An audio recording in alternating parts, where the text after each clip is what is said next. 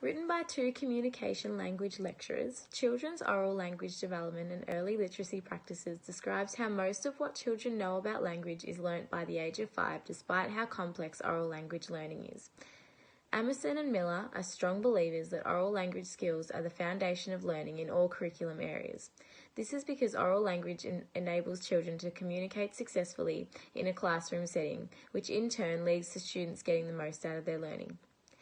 The article also speaks about the rate of students that enter school with oral language difficulties.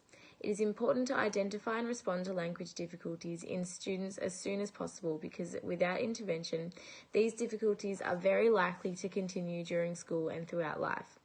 Errors in children's language can often be just a part of typical development. However, others require continuous correction in order to stop that difficulty from escalating.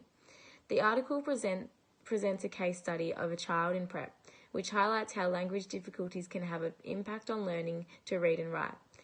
This case study gives an idea of how support can be given to children who display errors in their oral language.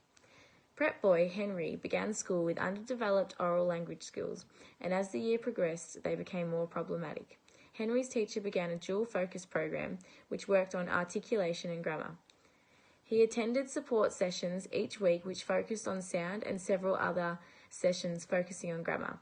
Henry was assigned individualised SMART goals for articulation during these sessions. These goals included copying the sound after the teacher had modelled it, create or self-correct a sound independently in isolation and in sentences, and use the sound correctly and independently during daily writing sessions.